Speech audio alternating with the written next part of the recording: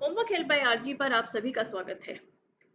जैसा कि आप जानते हैं, हम अपने इस चैनल पर ज्ञानवर्धक बातें शेयर करते हैं।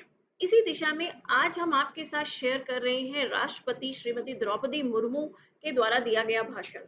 शायद आप इस बात से परिचित होंगे कि हमारे देश की नई राष्ट्रपति श्रीमती द्रौपदी मुर्मू को चुना गया है, लेकिन इस बात से अनभिज्ञ हो सकते हैं कि वे ब्रह्मा कुमारी संस्था से जुड़ी हुई हैं। तो आज के इस वीडियो में हम जानने वाले हैं कि उन्होंने राष्ट्रपति बनने के बाद ब्रह्मा कुमारी सेंटर में एक ऐसा भाषण दिया जिसमें उन्होंने विमेन एम्पावरमेंट की बात की।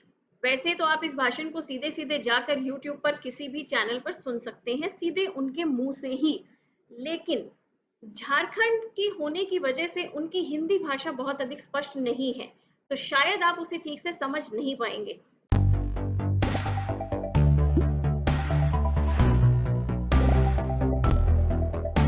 नारी नारी के बारे में सब लोग यह बात कहते हैं, लेकिन हम सब जानते हैं कि नारी नर्क का नहीं, स्वर्ग का द्वार है।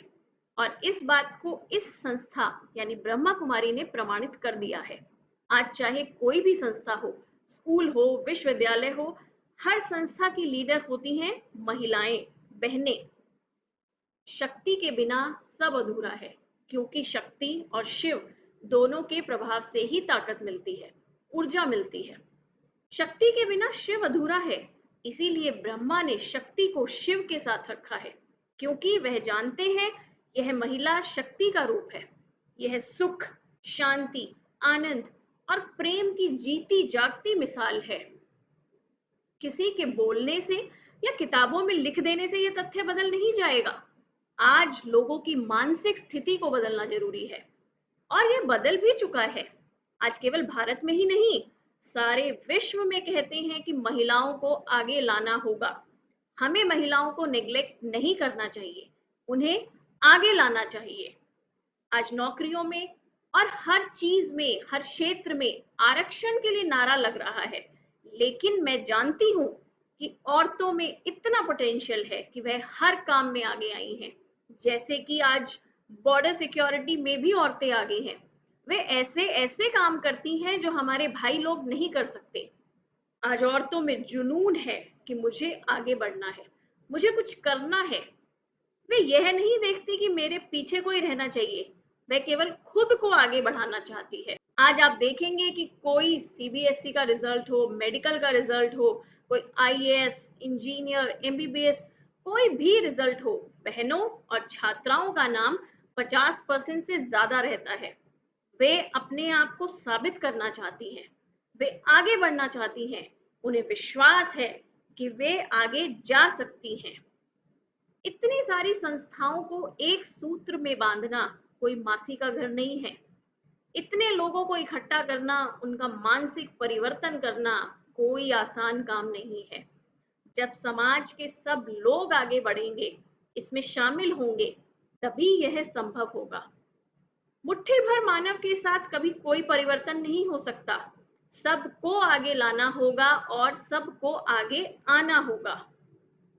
आज हम सभी जानते हैं कि जनसंख्या वृद्धि तेजी से हो रही है, और इस बढ़ी हुई जनसंख्या को खिलाने के लिए अन्न की भी ज्यादा पैदावार की जरूरत है। इसीलिए रासायनिक खाद का प्रयोग हो रहा है, लेकिन हम जानते हैं कि इस रासायनिक उर्वरक के प्रयोग से तरह तरह की बीमारियां भी हो रही हैं। इसलिए हमें बदलाव लाना है कि हम इस रासायनिक उर्वरक का प्रयोग बंद करके ऑर्गेनिक खाद का प्रयोग शुरू करें। भाइयों और बहनों, सारे विश्व में स्वच्छता का अभियान चल रहा है, लेकिन ब्रह्मा कुमारी संस्था का पहले से ही मुद्दा है स्वच्छता एवं पवित्रता। केवल बाह्य नहीं, आंतरिक स्वच्छता की आवश्यकता है। इस संस्था का असली मुद्दा है मन, वचन, कर्म में स्वच्छता, दृष्टि, धृति और कृति में स्वच्छता, चाल चलन, चेहरे में स्वच्छता, कथनी और करनी में समन्वयता। हमें बाह्य स्वच्छता के साथ साथ आंतरिक स्वच्छता के बारे में भी लोगों को समझाना है। स्वच्छता को बनाए रखने के लिए सभी लोग प्रयास कर रहे हैं। बहनें गांव गांव, घर घर जाकर कैसे लोगों को समझाती हैं, उनकी मानसिकता को पुनर्स्थापित करने के लिए बहुत मेहनत करती हैं। जो भी लोग इस संस्था से जुड़ चुके हैं, उनका तो परिवर्तन हो चुका है। इसलिए हम सबको प्रयास करना होगा कि ज़्यादा से ज़्यादा लोग इस संस्था से कैसे जुड़ें। वैसे तो आजकल विज्ञापन की दुनिया है, ऐसे दिखाते हैं ये लोग कितने सफेद पैंट शर्ट वेशभूषा पहनते हैं, इसीलिए लोग इनके पास जाते हैं।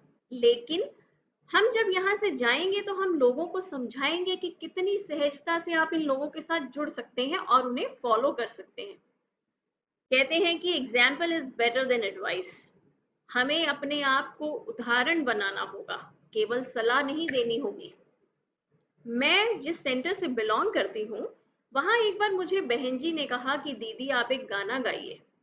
मुझे गाना गाना नहीं आता, लेकिन मुझे एक पिक्चर का गाना याद आ गया।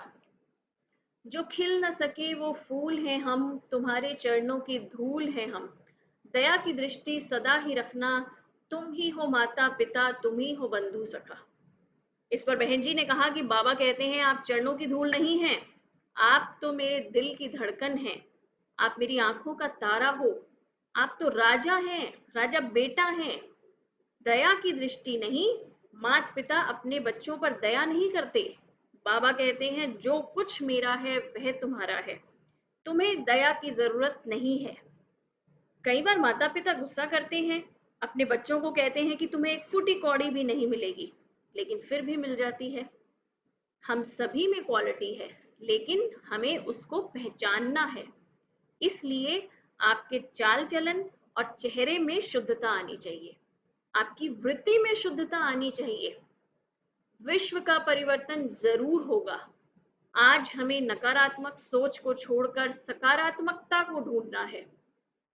जो बच्चे रास्ता भूल गए हैं, उन्हें वैल्यू एजुकेशन के द्वारा रास्ता दिखाना हमारा काम है।